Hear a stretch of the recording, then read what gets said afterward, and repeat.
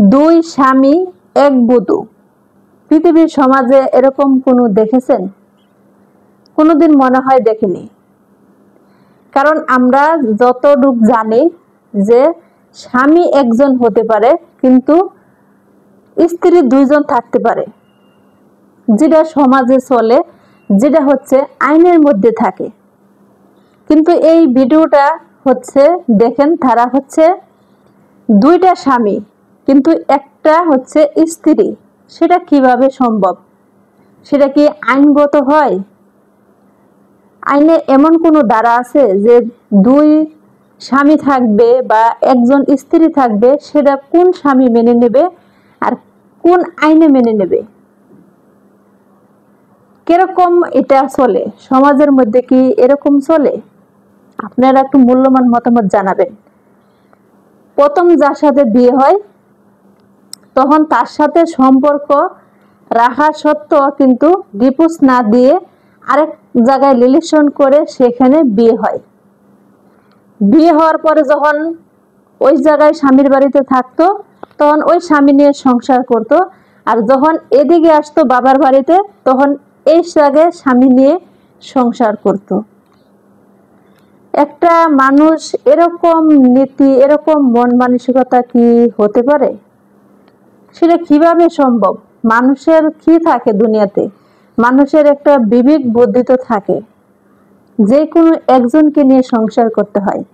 একটা স্বামী পারে দুজনকে নিয়ে সংসার করতে, কিন্তু একটা স্ত্রী কি দুজনকে নিয়ে কখনোই সংসার করতে পারে? আপনারাই বলেন। এর মধ্যে বলার বা শোনার কোনো কিছুই কিন্তু ইচ্ছে হয় না মানুষের। কারণ পৃথিবীতে এমন এমন কাজ মানুষ এখন করে যা মুখে বলা পাপ হয়। একটা সন্তান হয়েছে, এই ফাতেমা, মেয়েটার নাম হচ্ছে ফাতেমা। এই ফাতেমার হচ্ছে একটা ছেলে সন্তান হয়েছে। এই ছেলে সন্তানটা এখন দুজনে দাবি করে যে এই ছেলেটা হচ্ছে তারের। প্রথম স্বামী মনে করে যে তার, দ্বিতীয় স্বামী মনে করে যে সন্তানটা হচ্ছে তার।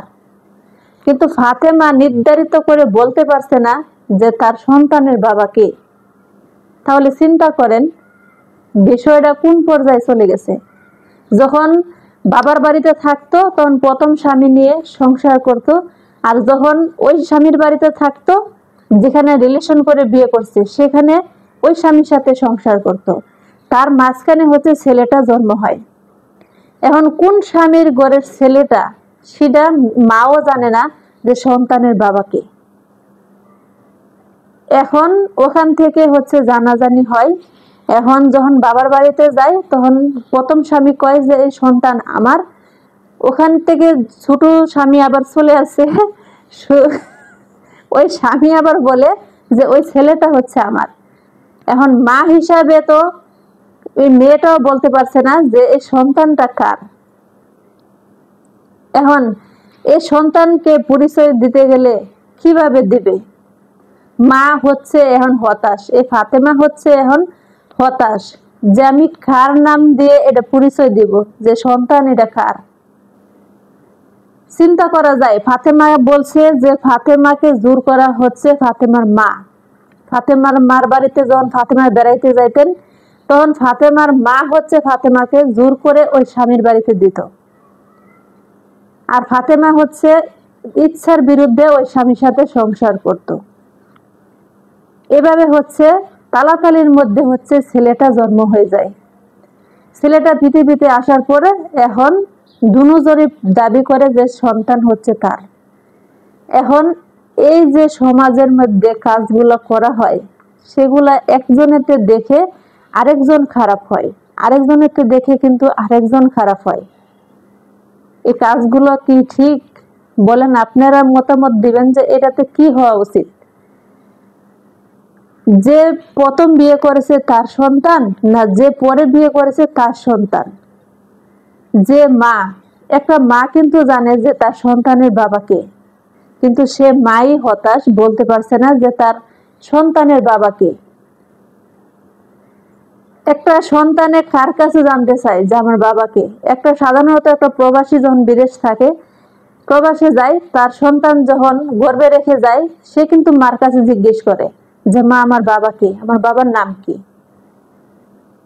তো এই মেয়েটার কাছে যখন জানতে চাবে যে আমার বাবার নাম কি, কে আমার বাবা, কি বলবে এই ফাতেমা?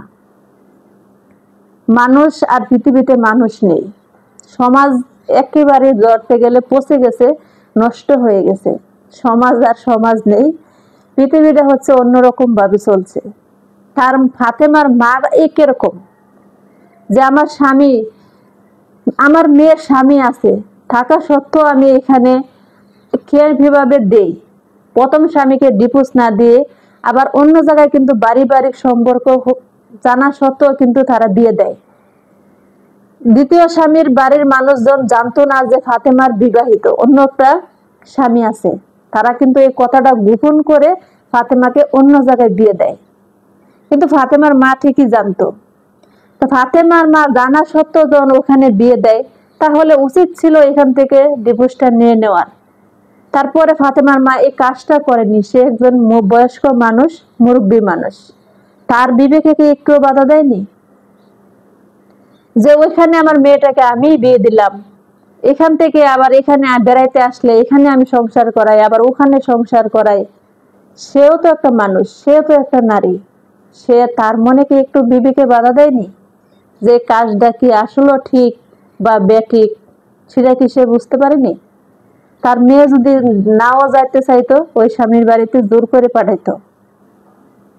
টাকার লোভে করতো না কিসের লোভে করতো, একমাত্র তারা জানে আর আল্লাহ জানে কিভাবে করতো।